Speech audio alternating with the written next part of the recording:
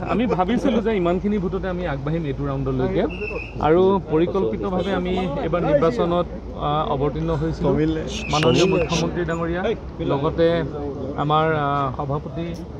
ভৱেশ কলিতা ডাঙৰীয়া প্ৰাক্তন মুখ্যমন্ত্ৰী তথা কেন্দ্ৰীয় মন্ত্ৰী সৰ্বানন্দ সোণোৱাল ডাঙৰীয়াকে প্ৰমুখ্য কৰি মন্ত্ৰীসভাৰ মন্ত্ৰীসকল পীযুষ হাজৰিকা ৰণোজ পেগুকে প্ৰমুখ কৰি যোগেন মোহন তথা বিমল বৰাকে আদি কৰি বহু সংখ্যক বিধায়ক এইবাৰ এই নিৰ্বাচনত সহায় সহযোগ কৰাৰ বাবে আমি আৰু চৰকাৰখনৰ প্ৰতি থকা আস্থাৰ বাবে হয়তো এই সময়লৈকে ইমানখিনি বৃহৎ ভোগত আগবাঢ়িছোঁ আৰু ক'ব লাগিব এটা কথা যে কিছু সংখ্যকে হয়তো উন্নয়নৰ কথা নভবাৰ কাৰণে নুবুজাৰ কাৰণে হয়তো এটা অংশ ভোট গৈছে তথাপিও গণতন্ত্ৰত সেইটো মানিবই লাগিব যে বিৰোধী থাকিব লাগিব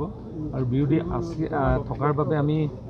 ভাবিছোঁ যে অনাগত দিনত আমি শক্তিশালীভাৱে কাম কৰি যাম মই যেতিয়ালৈকে কংগ্ৰেছত আছিলোঁ তেতিয়ালৈকে কংগ্ৰেছ দলটো শক্তিশালী কৰিবলৈ যথেষ্ট চেষ্টা কৰিছিলোঁ আৰু যেনেধৰণে আগবঢ়াব লাগে তেনেধৰণে আগবঢ়াই লৈ গৈছিলোঁ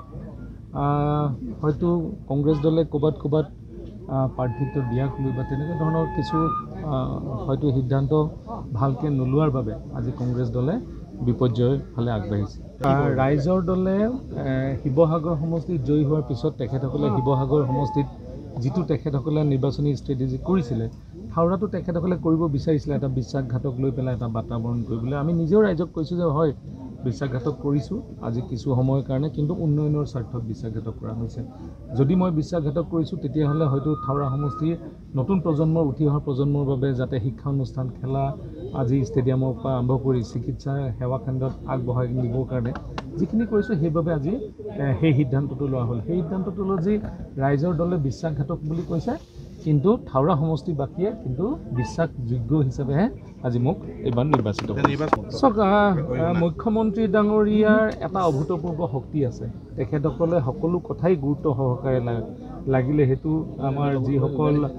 খুঁটিত থকা গৰখীয়াসকলে হওক বা গৰু ব্যৱসায়ৰ লগত যিসকলে খুঁটিত গাখীৰৰ ব্যৱসায়ৰ লগত জড়িত সকলে হওক বা শিপিনীসকলে হওক বা নতুন প্ৰজন্মৰ যুৱকসকলে হওক সকলোৰে কাৰণে তেখেতে সূক্ষ্মভাৱে চিন্তা কৰা এজন ব্যক্তি আৰু মই ভাবোঁ তেখেতৰ নেতৃত্বত অসমখন সুৰক্ষিত অনাগত দিনত আৰু বহুত কৰিবলগীয়া অসমৰ কাম কাজবিলাক আছে হয়তো দুখীয়া মানুহে এতিয়াও কিছু মূল্য বৃদ্ধিৰ কথা আমি কোৱা শুনিছোঁ যিবিলাক মুখ্যমন্ত্ৰী ডাঙৰীয়াৰ লগত কথা পতা হ'ব কাৰণ কৰোণাৰ কাৰণে 2 বছৰ সামগ্ৰিকভাৱে অৰ্থনৈতিক সময়ৰ আমি জুৰুলা হৈ পৰিছিলোঁ আৰু যাতে আমি পঞ্চায়ত আৰু ব্যৱস্থাটো শক্তিশালী কৰিব পাৰোঁ এনৰেগা আঁচনিবিলাক শক্তিশালী কৰিব পাৰোঁ এনৰেগাৰ যোগেদি যাতে আমাৰ গাঁৱৰ ৰাইজে তেখেতসকলৰ দৈনিক যিটো হাজিৰা সেইখিনি পাই যাতে তেখেতসকলে গাঁওখনো উন্নয়ন হয় কাম কাজৰ জৰিয়তে গাঁওবিলাকলৈ পইচা আহে এনেকুৱা ধৰণৰ কিছুমান কাম কৰাৰ বাবে মুখ্যমন্ত্ৰী ডাঙৰীয়াৰ লগতো আলোচনা কৰা হ'ব আৰু অনাগত দিনত আমাৰ যিটো মানে গাঁৱত যিটো গাঁৱৰ অৰ্থনীতি গঢ়ি তোলাৰ ক্ষেত্ৰত কষ্ট কৰিব লাগিব কষ্টকে কোনো মন্ত্ৰী বিধায়কৰ ওচৰলৈ নগৈ পেলাই এইবাৰ 1 লাখ যুৱক যুৱতীয়ে অসমৰ চাকৰি পাব নিজৰ মেধা ভিত্তিত চাকৰি পাব আৰু যিসকল অনুসূচিত জাতি জনজাতি আছে সেইসকলৰ কাৰণে যিটো বেকলগ ৰিজাৰ্ভেশ্যন আছে সেইটো পূৰা কৰি এইবাৰ চাকৰি দিব এইবাৰ চৰকাৰখনে আৰু মই ভাবোঁ যে অনাগত দিনত সকলো স্তৰৰ ৰাইজে এই চৰকাৰখন ডক্টৰ হিমন্ত বিশ্ব শৰ্মা ডাঙৰীয়াৰ নেতৃত্বাধীন চৰকাৰখনৰ ওপৰত বিশ্বাস ৰাখিব আৰু অনাগত 2 দশক মই ভাবোঁ তেখেতে অসমৰ মুখ্যমন্ত্ৰী হৈ অসমখনক আগুৱাই নিব হৈছে আৰু হয়তো 7টা ৰাউণ্ড আধাখিনি গৈছে আৰু আধাখিনি আছে মই ভাবোঁ যে হাওৰা সমষ্টিৰ বাবে এইটো ৰেকৰ্ড হ'ব আগতে হাওৰা সমষ্টিয়ে খুব বেছি 5,000ৰ ওপৰত আজিলৈকে কোনো জিকি পোৱা নাই মই এবাৰ 4,500 ভোটত 2011 চনত যেতিয়া কংগ্ৰেছৰ ঢৌ আছিলে তেতিয়া জিকিছিলোঁ তাৰ পিছৰ পৰ্যায়ত কুশলদুৰী ডাঙৰীয়া আৰু মোৰ মাজত 2000ৰ তলতেই সদায় ব্যৱধানটো থাকে আৰু মই এটা কথা ক'বই লাগিব যে কুশলদুৰী ডাঙৰীয়াই যি নিস্বাৰ্থভাৱে এইবাৰ কষ্ট কৰিলে দলটোৰ হৈ